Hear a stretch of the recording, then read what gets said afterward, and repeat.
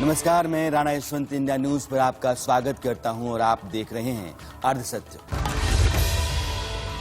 ये bullet train जो अभी आपके स्क्रीन पर आ गई, चीन के कब्जे में जो तिब्बत है उसकी राजधानी लासा से निकल रही है और ये जाएगी निंगची। इस पर चीनी सेना के जवान सवार हैं और इसकी रफ्तार 160 किलोमीटर प्रति घंटे की है। इन जवानों को जिस निंगची शहर को ले जाया जा रहा है, जानते हैं वो कहां है? अरुणाचल प्रदेश की सीमा से बिल्कुल लगा हुआ चीन का स्टेशन है। जुलाई में चीन ने 435 किलोमीटर लंबे इस रूट पर बुलेट ट्रेन दौड़ाई है। 4,500 मीटर की ऊंचाई पर सेना का एक अभ्यास क्षेत्र बनाया गया है और वहीं के लिए इन जवानों को ले जाया गया है। अब दूसरी बात सुनिए। अभी 2 हफ्ते पहले चीन के राष्ट्रपति शी जिनपिंग अचानक बिना किसी ऐलान और बिना किसी प्लान के तिब्बत पहुंच गए। राजधानी लासा में उन्होंने सेना के टॉप ऑफिसर्स के साथ बैठक की, वहां के मठों में गए, लोगों से मिले और फिर इसके बाद जानते हैं कहां गए? निंगची। वही निंगची जो अरुणाचल से सटा हुआ है, वही निंगची जहां ट्रेन चलाई गई है और वही निंगची जहां सैनिकों को अभ्यास के लिए भेजा गया है। पहाड़ों से घिरे तिब्बत के इस छोटे से शहर में जिनपिंग की खूब आवभगत हुई और यहां उन्होंने कई जरूरी बातें समझी, जानी। अब आप ये समझिए कि पिछले 8 साल में, यानी कि जब से जिनपिंग राष्ट्रपति बने हैं, वे पहली बार तिब्बत गए और निंगची तक आए। क्या ये यूं ही है? हरगिज नहीं। चीन की कम्युनिस्ट पार्टी के मुखपत्र ग्लोबल टाइम्स ने जिनपिंग की लासा यात्रा से कहीं ज्यादा अहमियत निंगची जाने को दी है। इसका अंदाजा आप इस बात से लगा सकते हैं कि चीन ने इस इलाके में रूसी एयर डिफेंस सिस्टम S-400 को भी तैनात कर रखा है।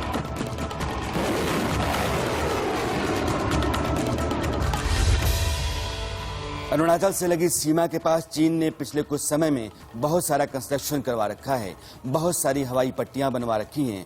किसी बड़े सैनिक अभियान के दौरान काम में लाए जाने के नजरिए से खड़ा किया गया है, इसमें कोई दो राय नहीं है। लेकिन अरुणाचल प्रदेश में LAC के समानांतर भारत में भी सड़कों और पुलों का जाल बुन दिया गया है।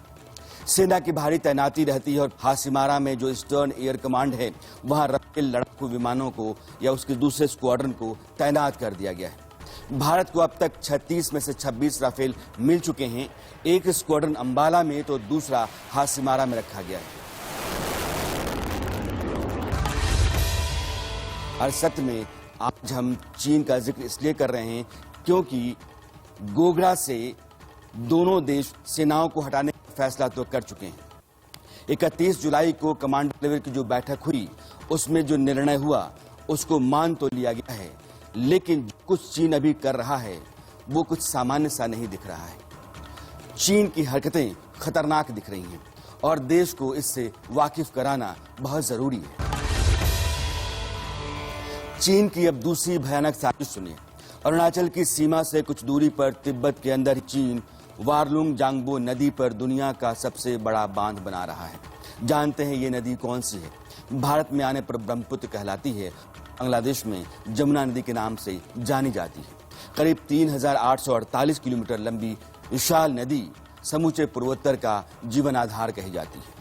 लाखों लोगों की आजीविका इस पर निर्भर है, मगर इस साल चीनी संसद ने अरबों डॉलर की ब्रह्मपुत्र नदी विद्युत परियोजना को मंजूरी दे दी है। इस बार शी जिनपिंग जब न्यांगची गए तो वे ब्रह्मपुत्र रिवर वैली में इकोलॉजिकल कंजर्वेशन का मुआयना करने के लिए भी गए। अब आप ये समझिए कि जब चीन बांध बना लेगा गर्मी के दिनों में, तो पूर्वोत्तर के राज्यों में पानी का संकट खड़ा हो जाएगा। जो लोग ब्रह्मपुत्र से जीते हैं उनके सामने रोजी रोटी का संकट खड़ा हो जाएगा और अगर कभी उसने बांध खोल दिए तो समूचे पूर्वोत्तर में बड़ी तबाही खड़ी हो जाएगी। ब्रह्मपुत्र नदी पर चीन के इस तरह के कब्जे को मैं इसे कब्जा ही कहूंगा। भारत और बांग्लादेश दोनों ने ही गलत बताया है, दोनों ने विरोध जताया है। इस पर चीन का जवाब आया कि हम दोनों देशों के हितों का ख्याल रखेंगे। लेकिन चीन किसका कितना ख्याल रखता है ये हम सब जानते हैं। अब जरा लद्दाख की तरफ चलिए। इस इलाके से चीन का जो राज्य लगता है वो शिनजियांग है। कभी पूर्वी तुर्किस्तान हुआ करता था, लेकिन चीन ने कब्जा कर लिया, शिनजियांग कर दिया। इसे शिनजियांग में शाकचे के पास चीन फाइटर जेट के ऑपरेशन के लिए एयरबेस तैयार कर रहा है। यही एक एयरबेस को लड़ाकू विमानों के ऑपरेशन के लिए अपग्रेड किया जा रहा है। दरअसल चीनी वायुसेना ने वेस्टर्न थिएटर कमांड में यानी लद्दाख और भारत के बाकी इलाकों से चीन का जो हिस्सा लगता है उसमें फाइटर जेट मिसाइल सिस्टम और एयरबेस को बहुत मजबूत किया है। ये जो साक्ष्य है एलएसी पर चीन के एयरबेस काशगर और होटान के बीच में है, यानी कि जो दूरी थी काशगर और होटान के बीच 400 किलोमीटर की, उसको साक्ष्य एयरबेस के जरिए कम किया जा रहा है। चीन ने रूस से जो S-400 डिफेंस सिस्टम खरीदा है उसे इस इलाके में लगा रखा है।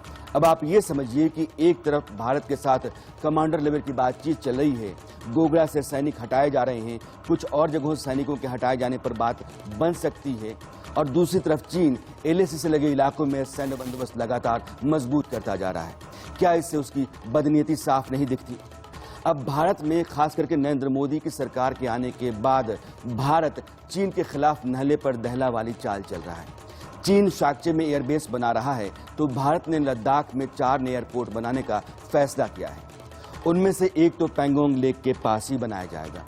इसके साथ साथ एलएसी से लगे लद्दाख के इलाकों में 37 हेलीपैड तैयार किए जा रहे हैं, जहां से चिनूक हेलीकॉप्टर के जरिए निगरानी का काम किया जाएगा।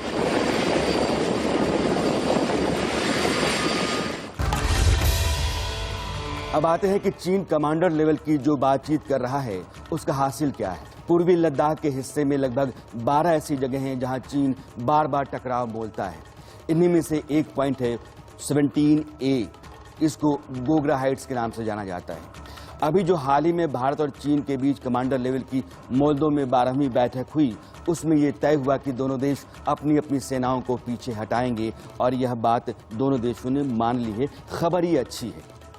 पहले चीन यहां अड़ा हुआ था, लेकिन जो इस बार दुशांबे में 14 जुलाई को विदेश मंत्रियों की बैठक हुई थी, भारतीय विदेश मंत्री एस जयशंकर ने चीनी विदेश मंत्री यांग यी को बड़ा साफ कह दिया था कि सुलह और शांति एक तरफा नहीं हो सकती है, सब कुछ भारत ही नहीं कर सकता है। यानी कि चीन अपना रवैया बदले। नतीजा ये हुआ कि इस बार कमांडर लेवल की बैठक के बाद गोगरा से दोनों सेनाएं पीछे हटने को राजी हो गई। ऐसा ही मामला हॉट स्प्रिंग इलाके को लेकर के भी हुआ है। पूर्वी लद्दाख के इलाके में जिन जगहों पर चीन भारत से लगातार टकराता रहा है वो हैं गलवान, पैंगोंग झील, गोगरा, हॉट स्प्रिंग, डेमचोक और देपसांग। चीन अपने जवानों की शहादत को लेकर के भी झूठ फरेब करता रहता है। गलवान घाटी में पिछले साल 15 जून की रात दोनों देशों के सैनिकों के बीच खूनी झड़प हुई, 3 घंटे तक चली। भारत के 20 जवान शहीद हुए।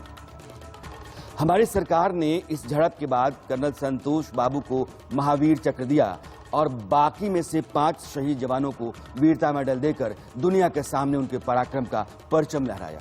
लेकिन चीन ने इस साल फरवरी में जाकर के, यानी कि 8 महीने बाद, ये माना कि उसके 4 जवान शहीद हुए, जबकि अंतर्राष्ट्रीय एजेंसीज और अमेरिका तक को ये पता है कि चीन के 40 से 45 जवान उस झड़प में मारे गए थे। गलवान में आज चीन पीछे है, लेकिन एलएसी की दूसरी तरफ उसकी तैयारी जारी है। जानते हैं, चीनी फौज फितरतन बदमाश, बार बार उलझने और माहौल खराब करने की फिराक में लगी रहती है। अब हाल ही में मीडिया में खबर आई कि डेमचोक में चार्डिंग नाला के पास भारतीय जो हिस्सा है उसमें चीनी सैनिकों ने टेंट लगा दिए। ऐसे ही पिछले महीने डेमचोक के कोयल गांव के लोग दलाई लामा का जन्मदिन मना रहे थे। तभी गांव वालों ने देखा कि चीनी सेना के कुछ जवान 5 गाड़ियों में कच्चे रास्ते से नीचे आ गए और जिस कम्युनिटी सेंटर पर जन्मदिन मनाया जा रहा था वहां से 200 मीटर की दूरी पर खड़े होकर बैनर दिखा रहे थे। चूंकि उनकी भाषा मैंडारिन है इसलिए गांव वाले पढ़ नहीं सके, लेकिन गांव वालों के मुताबिक वो जिस जगह पर खड़े थे वो भारत की जमीन थी। टकराव और दबाव के बाद चीनी सेना लौट तो जाती है, लेकिन फिर कहीं और जाकर के हरकत करने लगती है। अब पैंगोंग सो मामले को ही देखिए। 14,000 फीट की ऊंचाई पर यह झील लगभग 135 किलोमीटर लंबी है और इसमें 45 किलोमीटर का हिस्सा भारत के दायरे में आता है। पैंगोंग लद्दाख में जो 826 किलोमीटर एलएसी है उसके ठीक बीच में आती है। इसी झील के उत्तरी किनारे पर जो पहाड़ियां हैं उनमें उंगलियों की तरह उभार दिखते हैं जिन्हें फिंगर्स कहा जाता है। चीन यहां भी फसाद किए रहता है। अब इसको समझिएगा, ये 8 फिंगर्स हैं। भारत कहता है कि एलएसी फिंगर्स 8 से होकर जाती है और चीन कहता है कि एलएसी फिंगर 4 से होकर के जाती है। चूंकि LAC को लेकर सही सीमा तय नहीं है, इसलिए जहां जहां विवाद रहता है वहां एक अंडरस्टैंडिंग दोनों देशों के बीच होती है और उसी के जरिए काम चलता है। फिंगर 4 से फिंगर 8 के बीच जो विवादित इलाका है, दोनों देशों के सैनिक वहां पेट्रोलिंग करते रहे, लेकिन चीन ने फिंगर 8 से फिंगर 4 तक झील के किनारे किनारे रोड बना ली और फिंगर 4 पर उसने हेवी कंस्ट्रक्शन करवा दिया। पिछले साल मई में इसी इलाके में भारतीय और चीनी सैनिकों के बीच झड़प हुई थी और दोनों तरफ से दर्जनों सैनिक जख्मी हुए थे।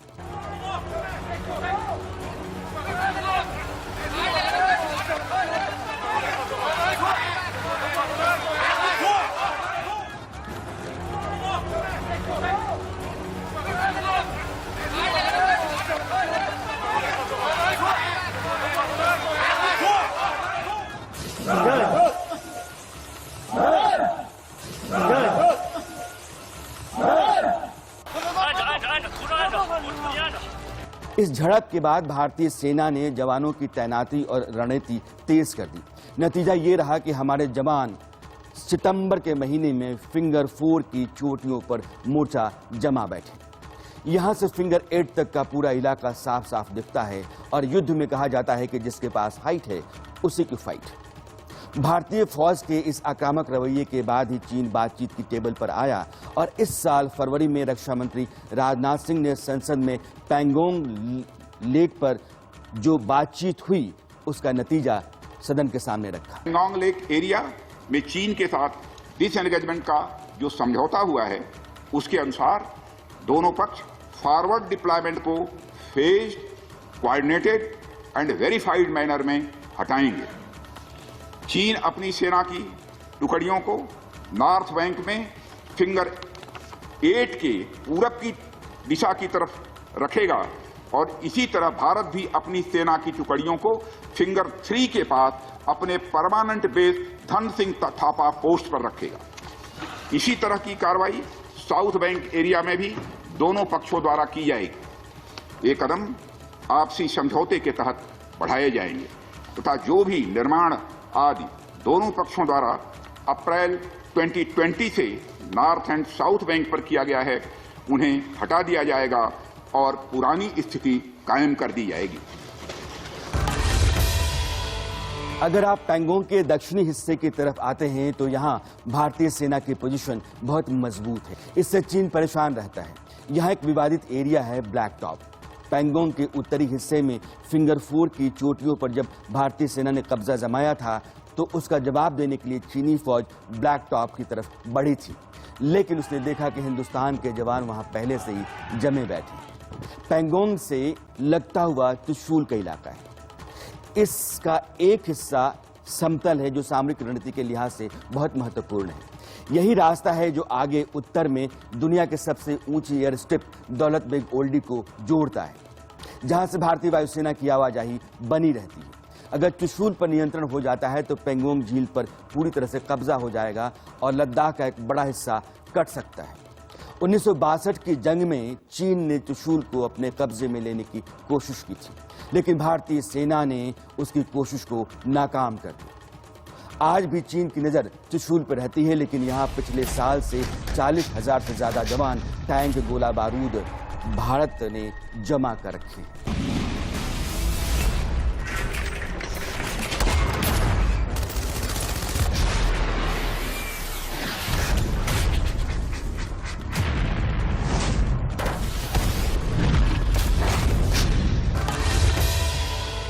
पिछले साल मई में जब पैंगोंग त्सो पर झड़प हुई थी तो उसी समय सिक्किम के नाकुला पास के पास चीनी सेना भारतीय जवानों से भिड़ गई थी और इससे पहले जनवरी में भी उसने झड़प की थी। चीन नाकुला को लेकर के परेशान रहता है।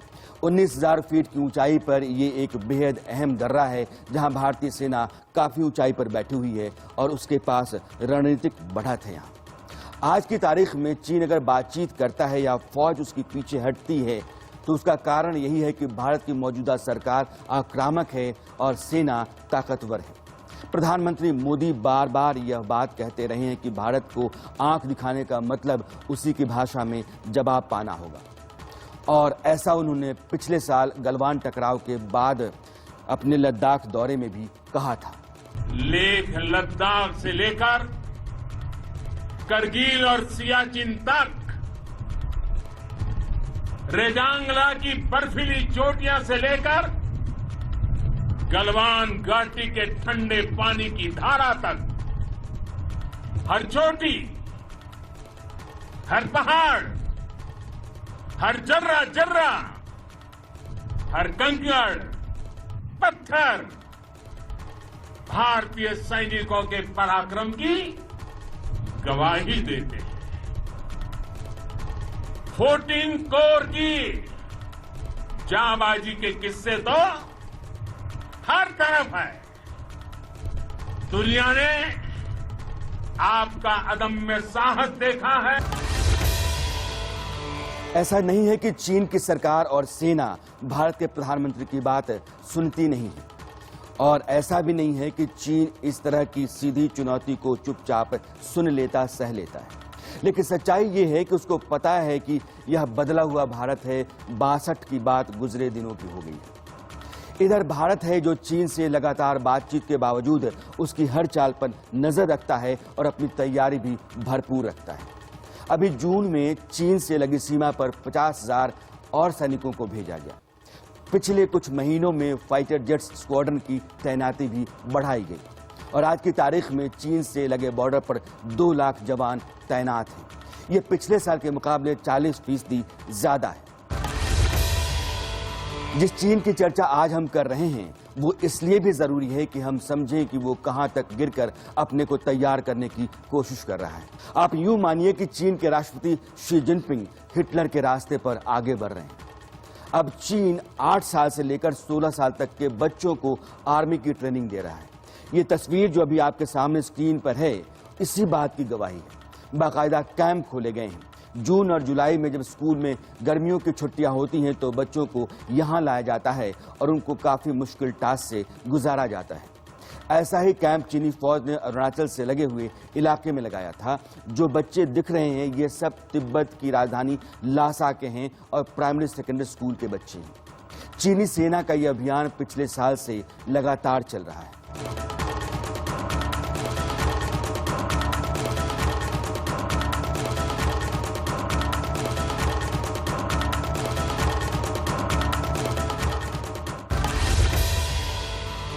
अगर आप देखें तो भारत चीन का वो पड़ोसी है जो उसको टक्कर देता है, आंख से आंख मिलाकर बात करता है, जो उसके खिलाफ खुलकर फैसले लेता है और बोलता भी है।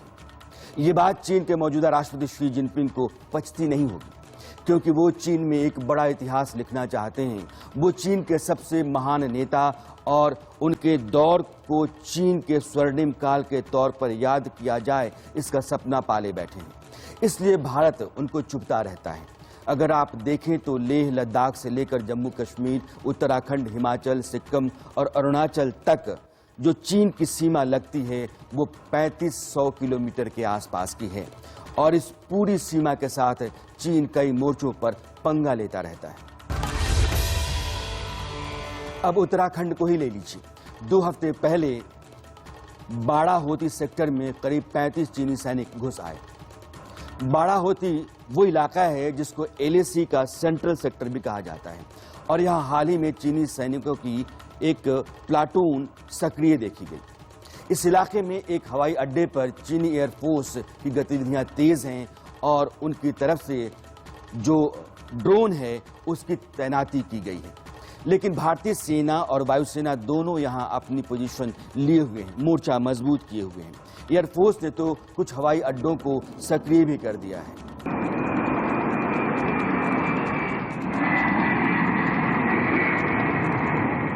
चांगसी सोन एडवांस लैंडिंग ग्राउंड पर AN-32 और चिनूक हेवी लिफ्ट हेलीकॉप्टर लगातार चौकसी भरते हैं। भारत की मुस्तैदी चीन के लिए बड़ी चुनौती है और रक्षा मंत्री, चीफ ऑफ डिफेंस स्टाफ और सेना अध्यक्ष का बॉर्डर के इलाकों में बार बार जो दौरा होता है उससे सेना की तैयारी और उसके मनोबल को उठाने की कोशिश की जाती है।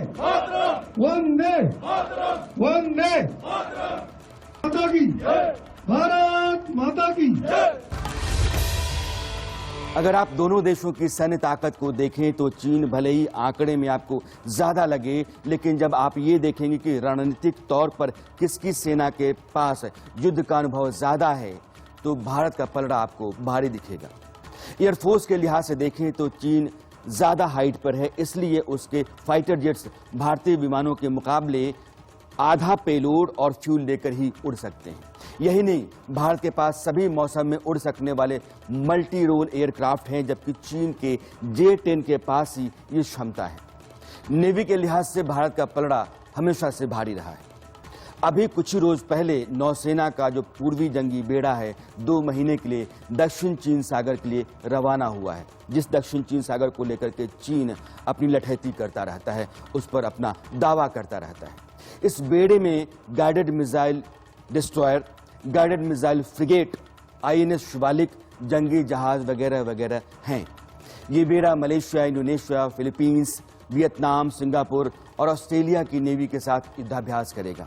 इसके अलावा जो हर साल मालाबार एक्सरसाइज होती है, जिसमें अमेरिका, जापान, ऑस्ट्रेलिया की नौसेना हिस्सा लेती है, उसके साथ भी अभ्यास करेगा नौसेना का यह बेड़ा। इससे भी चीन जलता भुनता रहता होगा। लेकिन ये सब कुछ बताने के बावजूद जो सबसे बड़ी बात है, वही आज सबसे बड़ा और बुनियादी सवाल है, और वो ये है कि शी जिनपिंग की अचानक तिब्बत यात्रा, अचानक निंगची का दौरा, अचानक ब्रह्मपुत्र वैली जाना और सैनिकों को तैयार रहने के लिए कहना, ये महज अचानक वाली बात नहीं। इसके पीछे चीनी राष्ट्रपति की कोई न कोई गहरी चाल है, और हिंदुस्तान को उसे ठीक से समझना और उस पर नजर रखना बेहद जरूरी है। अरसत में आज इतना ही। अगले हफ्ते मेरी मुलाकात फिर होगी आपसे। सवाल नया होगा, मुद्दा नया होगा। तब तक के लिए नमस्कार।